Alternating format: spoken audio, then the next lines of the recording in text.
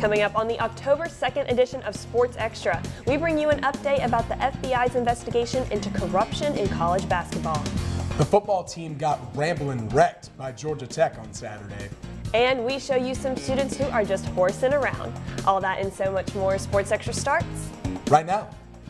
From the University of North Carolina School of Media and Journalism, covering the full range of Tar Heel athletics. This is Sports Extra. Another weekend, another loss for the football team. Welcome to Sports Extra. I'm Peyton Walker. And I'm Paul Beam. But before we get to that, we have more news about the corruption scandal in college hoops. The FBI's investigation is picking up steam. As of today, the FBI has named 8 schools that the Bureau says are involved. According to the FBI, Louisville, Alabama, Miami, Auburn, Arizona, USC, Oklahoma State, and South Carolina all played some role in the scandal. Of those 8 schools, 6 have made changes to their basketball staffs as a result of the FBI's investigation. The investigation is far from over, and it is likely more schools will be named. Now, don't panic, Tar Heel fans. Last week, a UNC spokesperson stated that the university hasn't been contacted by the FBI about the investigation. This means, for now, that Carolina is not on the FBI's radar publicly. Also, it's worth noting that spokespeople from both NC State and Duke have also stated their universities haven't been contacted by the FBI either. All 3 schools are by no means in the clear, but for the time being, all is quiet in the Triangle area. This season and last, many players in the NFL have taken a knee to protest social inequality, with a spike in protests the past 2 weekends. Our Nick Bullock sat down with a former NFL official to get his insight. Kneeling during the national anthem. Some say it's peaceful protest for the right cause. Others say it's disrespectful to our military and the American flag. Jim Steig, who has been around the NFL league offices for 40 years, says the league has simply mismanaged the issue. Well, I think the whole thing from the very beginning was kind of handled badly. I think the teams, players, coaches, management have really handled this poorly. They never met before they were forced to meet last week. Steig insists that the league and its teams have to exercise leadership in order to get to the root of the problem.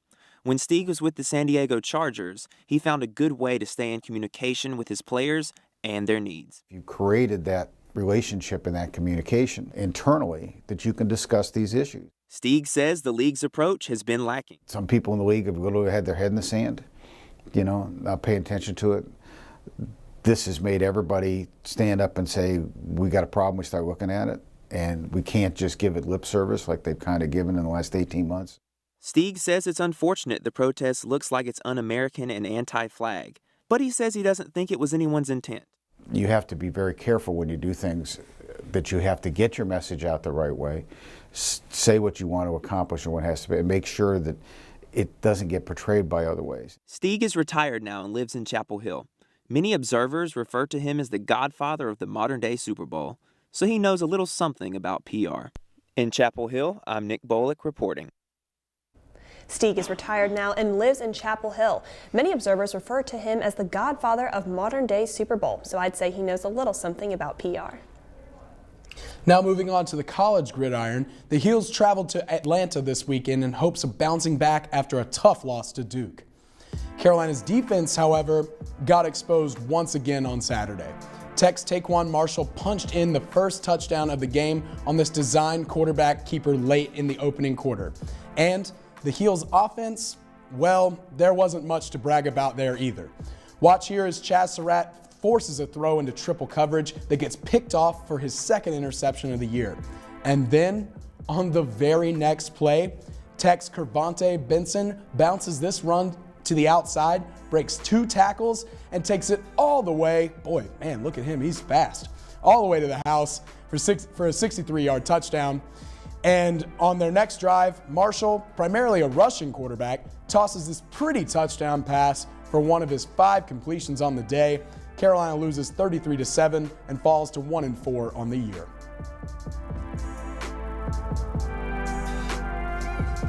A rough one for the Heels leaves Carolina fans looking for answers in Atlanta. And here to try to provide some of those answers for us is football analyst Michael Coe. Michael, you were in Atlanta for this one. What'd you see? Paul, what I saw was a team coming out flat. The Heels had made a name out of starting out well and then blowing it in the end, but they couldn't even get off the ground in this one. And there are two key plays that I want to highlight, and both involve missed tackles. The first play comes early on in the game. It's a scoreless tie, and Georgia Tech is facing a 3rd and 13. Tech loves the triple option, and getting the Jackets into 3rd and long situations is the key to beating their offense.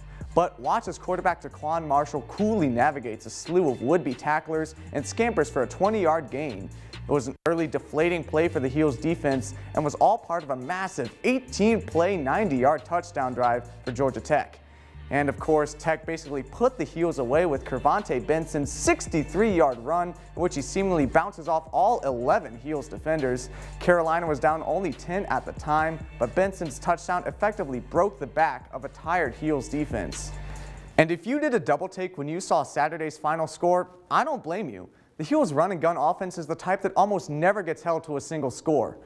Under coach Larry Fedora, this is just the 3rd time an opponent has held the Heels to single digits. Carolina could manage only 7 against NC State in 2014, and of course scored only a single field goal against Virginia Tech last year during Hurricane Matthew. Things aren't looking good for the Heels, but all they can do is really keep playing. And it doesn't get any easier from here as Notre Dame comes calling this Saturday. But Michael, I understand that you're also the bearer of good news today. That's right, Paul. The day we've been waiting for has finally arrived. The Chicago Bears are making a change at quarterback. And guess what? That means that number 2 overall pick, Mitchell, don't call me Mitch Trubisky, will start for Chicago when they face the Minnesota Vikings next Monday. And I think I can speak for everyone here at Sports Extra when I wish Trubisky good luck in his NFL regular season debut. Paul? Well, all eyes in Chapel Hill will certainly be on that game on Monday. Keeping our spirits up in the studio, that's football analyst Michael Coe. Thanks, Michael. UNC is looking for something or someone to spark its season. Adrian Walker says the Heels' 2 young running backs have the potential to be igniters for the offense. UNC football has a recent history of strong running back play, like the 2016 offense with Elijah Hood and TJ Logan. Sophomore Jordan Brown and freshman Michael Carter are working hard to hand off right side, banging his way, 5-4. Our goal is just to get better every day. Either you're getting better or getting worse. You don't stay the same, so we just aim to get better every day. Both players are looking to find their niche on a young and developing offense. The rookie, Michael Carter, has found plenty of opportunity in the red zone, scoring 5 touchdowns in the opening 5 games. While Brown has been used more than early down back, rushing for the hand off to Jordan Brown, outside, first down and a much more. Spun around. We're kind of the same build, same size.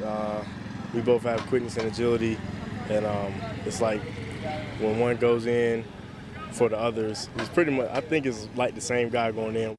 But do they consider themselves a running attack by committee, or are they looking to outwork each other for the top roster spot?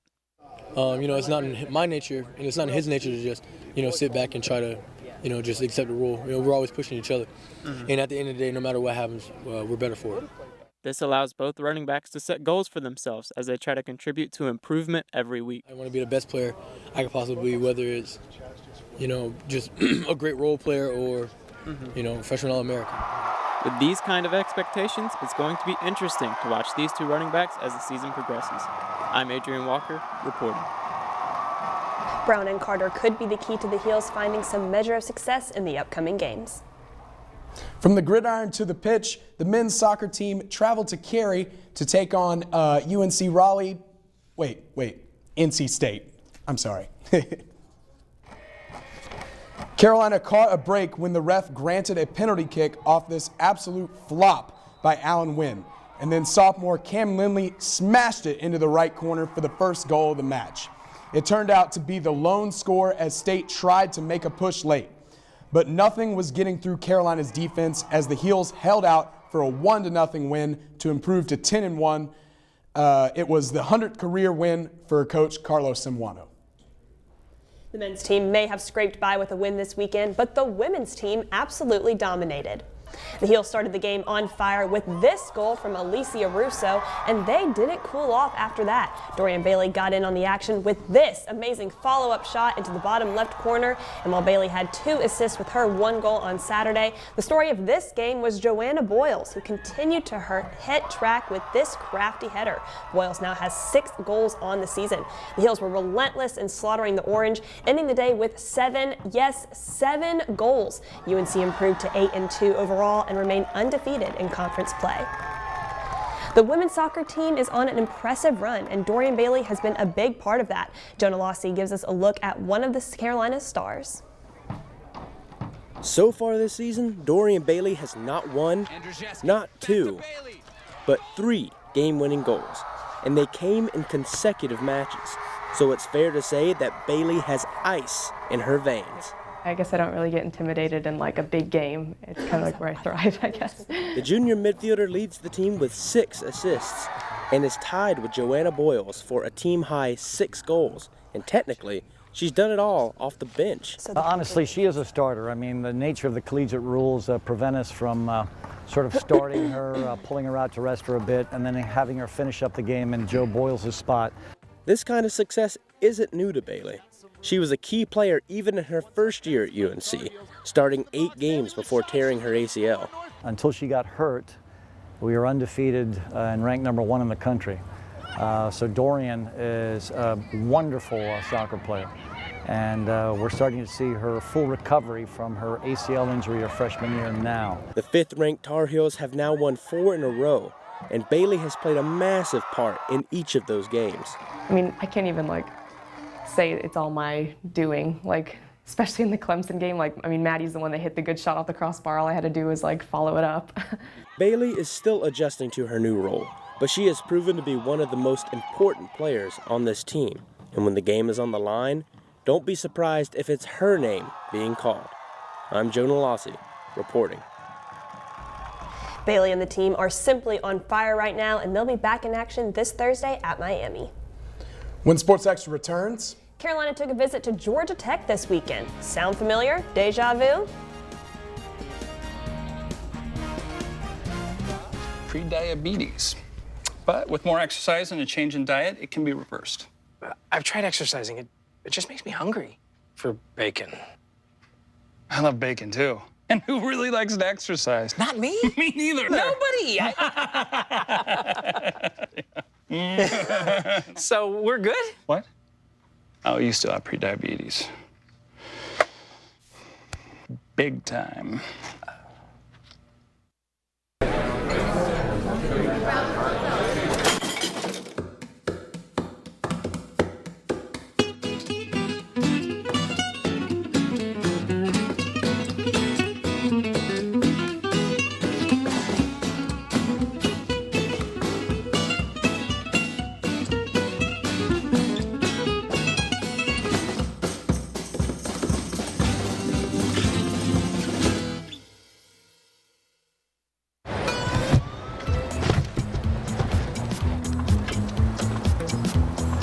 It's a short ride from your neighborhood to your naturehood.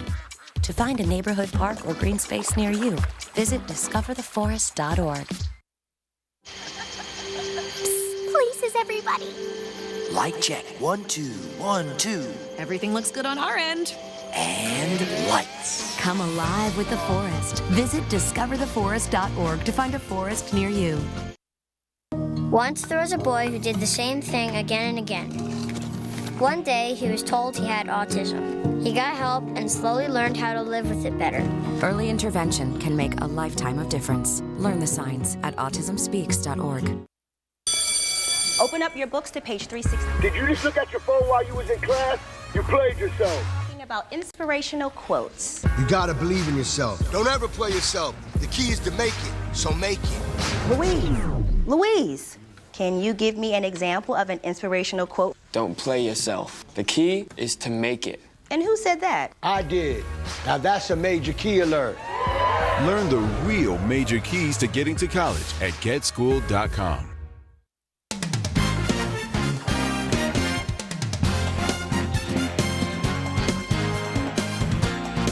The 5th-ranked field hockey team played host to a scrappy Old Dominion squad on Sunday afternoon. Competing in front of a rowdy home crowd, the Tar Heels were in for a tough test. After a scoreless first half, Gab Macher broke the tie shortly into the second off this beautiful assist from Ashley Hoffman, giving the Heels the momentum shift. Now, look at this continuous effort from the Tar Heels as it was simple as 1, 2, 3. This goal by Catherine Hayden sealed the deal as the Tar Heels finish off the Monarchs by the score of 3-1. Allie Sanford, ranked the number 6 Division I newcomer by the Intercollegiate Tennis Association in September, has moved one step closer to winning another prestigious tournament. Her 6-1, 6-3 victory against Harvard's Erica Oosterhout means she'll advance to the qualifying round of the 2017 Riviera ITA All-American Championships. It's been an impressive debut season for Sanford. Last week she defeated Edna Shibahara, the ITA's top women's player, to capture the Oracle ITA Masters in Malibu. Let's table tennis talk for now and move on to some ping pong. Here's the men's with the wicked backhand, Blake Morgan.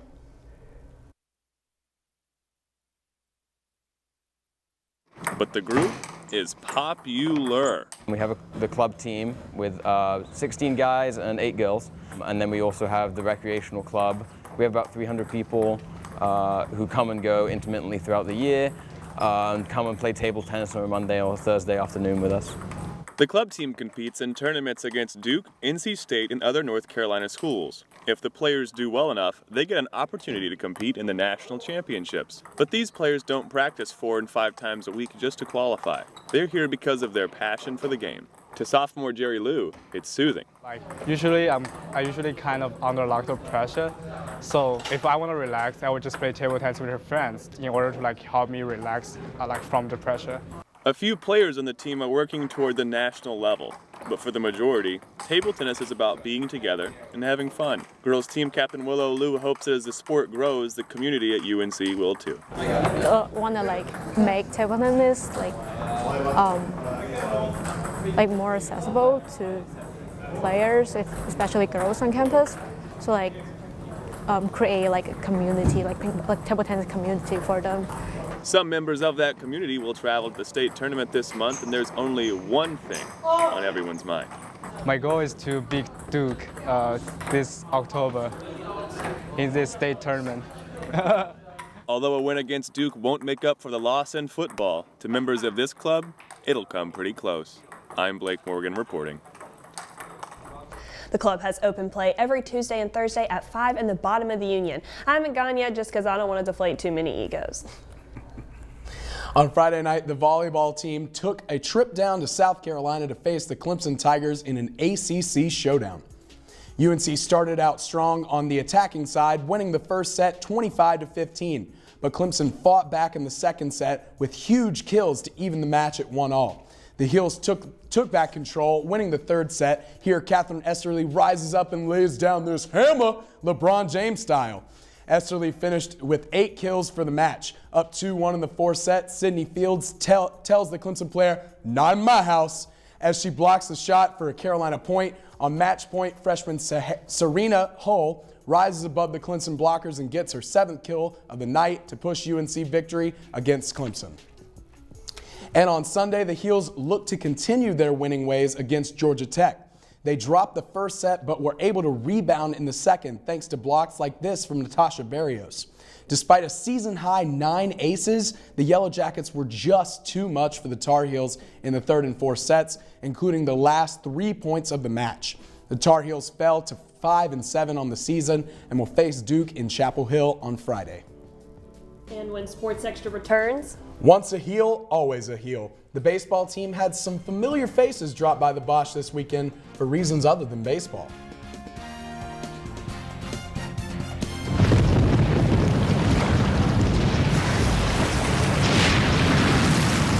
Up to 40% of businesses never recover after experiencing a major disaster. Make a plan at ready.gov/business. Please, is everybody? Light check. 1, 2, 1, 2. Everything looks good on our end. And lights. Come alive with the forest. Visit discovertheforest.org to find a forest near you. Todd's a great guy. I mean, look at him. What a sweetheart. Attaboy. Wait, Todd, what are you doing? How totally selfish and un-Todd-like of you. Come on, Todd. Come on, man.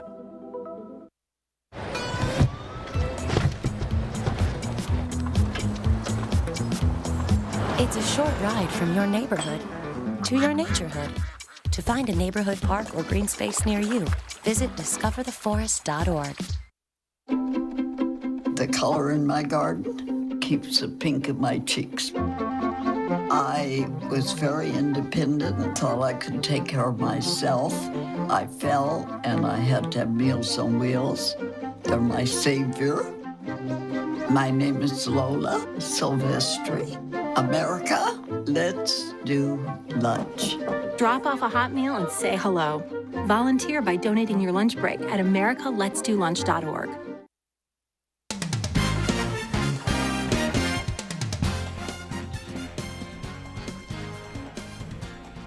The world got its first look at this season's women's lacrosse team on Saturday in Durham. The Heels scrimmaged against Elon and Duke, and based on how they played, it should be a fun season. The Tar Heels looked impressive against Elon, scoring 8 goals, including this behind-the-back effort from Kate Katowski. Heels win 8-3. Of course, the big matchup of the day came when the Tar Heels took on Duke. Carolina put on a clinic, scoring goals from the left flank, the right flank, and sophomore Marissa DeVitro even found a way to score from the ground in this comprehensive dismantling of the Blue Devils. The Heels head to Finley Fields next Saturday for a scrimmage against Notre Dame, but for now, the team can savor a dominant 12-2 win against the Blue Devils. The softball team also scrimmaged this weekend against Georgia and East Carolina, their first game action since the end of last season. It was a tough loss for the Heels against Georgia, tied at 3 going into extras. Both the Heels and the Dogs fought hard. But it wasn't until the 8th inning when the Dogs came back with a 2-run moonshot to beat the Heels in extra innings. Following the Georgia scrimmage, the Heels played against East Carolina. With Carolina trailing 10-6 in the 4th, Heels freshman Jordan Huker stepped up and hit a grand slam to tie the game. After 4 more scoreless innings, freshman Sierra Parkinson hits a walk-off hit to center field in the bottom of the 10th, giving the Heels the 11-10 win. The softball team wasn't the only squad returning to the Diamond this weekend, and here to tell us all about that, we bring in baseball analyst Lex Juarez from Boshamer Stadium. Lex, what's it like down there at the Bosch? Peyton, it's quiet at the Bosch right now, but gloves were popping and bats were cracking this weekend as we took on the High Point University. The Panthers started off hot in the first inning, scoring 3 runs thanks to Caven Gilkey's home run. But Kyle Datry said he'll know and came back to tie the game with 3 double run. The Diamond Heels took the lead for good with 3 home runs, and it was quite a game for Datry, going 3 for 4 with 5 RBIs. The Heels win 16-3. And Peyton, star power fueled last year's Diamond Heels team, and you might be wondering, where are they now? Our Natalie Harden caught up with some familiar Carolina faces to find out. Collegiate stars to top MLB draft picks. JB Bukowskis and Zach Rice are familiar faces to the Tar Heel fans. JB remembers the growing pains he had to go through. I had to take some time to really learn from some of the older guys like Benton, but after I kind of got a hold of that, the baseball stuff just kind of started coming along just like always has. And as things started to fall in place, scouts started to notice. Bukowskis was a focal point for the Heels on the mound his junior season. I started getting some talk about potentially being like a high pick, and I mean that's what you want to do for your whole life is play pro ball. So even though Bukowskis' dreams did come true when the Astros drafted him in the first round, he returns in the offseason to UNC to finish another dream of his education. It's always been really important for me. My parents, since I've been growing up, have always just put a big emphasis on that. 1 year left, and I wanted to make sure I came back and keep going at it, making sure I'm getting closer. It'll take a little while, but I'm definitely going to finish it. And former teammate Zach Rice has familiar views about finishing his education as well. The student and part of it was always really important to me, even in the recruiting process. Sign with a team, and whatever you have left, they'll pay fully. Now I'm back, and I'm on a full scholarship provided by the Braves. Both pro athletes are on track to complete their education from UNC in 2 years and plan on being moved up from the minors into the majors in the near future. I'm Natalie Hardin reporting. Peyton, the Houston Astros, the team that drafted Bukowskis in the first round of this past year's MLB draft, are preparing for the opening series as the second seed in the American League. The future is looking bright for Tar Heels in the past and present. Back to you. That's baseball analyst Lex Juarez live from Boschmer Stadium. Thanks, Lex. When Sports Extra returns... You've heard of Tar Heels, but have you heard of Tar Hooves?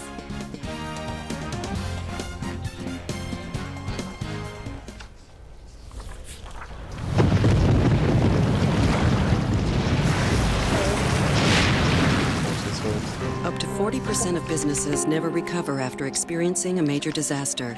Make a plan at ready.gov/business. When I was 6, my days were spent playing basketball. When I was 6, my dream was to make it to the NBA. When I was 6, my mom had a stroke. I'm Paul George, and I want you to spot a stroke fast. F, face drooping. A, arm weakness.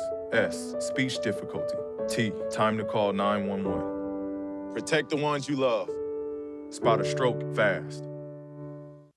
Places, everybody.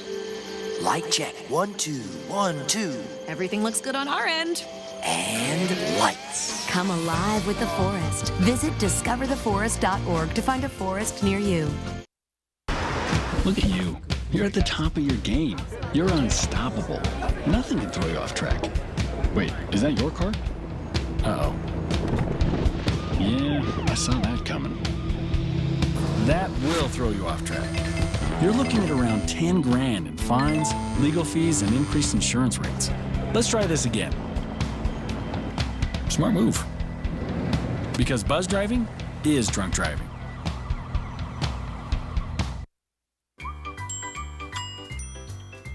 Fancy pants peanut butter? A big screen television? You haven't even bought a sofa yet. A motorcycle? When your father finds out, he's gonna flip his shoes with 2 buckles? What do you even need 2 buckles for? Mr. Big Shot, buying whiskey shots for everybody in the bar. From the looks of it, I'd say nobody even remembers. Feed the pig.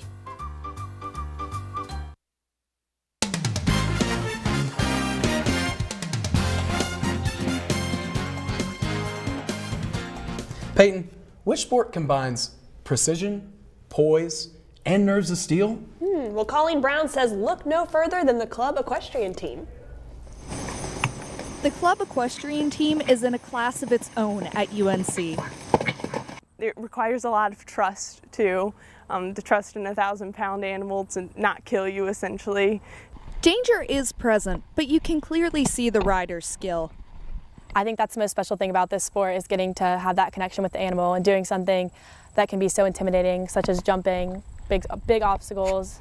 You just have to have that complete trust. That dedication not just to the sport, but to the horses themselves is what distinguishes club equestrian from other sports. It's very rewarding whenever you've gone through a difficult time and then you end up coming out with this positive relationship with this horse, overcoming some obstacles. So it's probably the most rewarding sport out there. The team competes at 7 shows throughout the year at different college teams' barns. The catch? You're not riding your own horse. We'll walk up to a draw table, pull a name out of the hat, and that's who we're going to be riding for the day. At shows, riders are judged in the hunter, jumper, and equitation style, which basically means that riders are evaluated on their position, skill, and how they handle the horse, all the while going over jumps up to 3 feet high. Horseback riding is a very kind of individual sport. It's usually just you and the horse.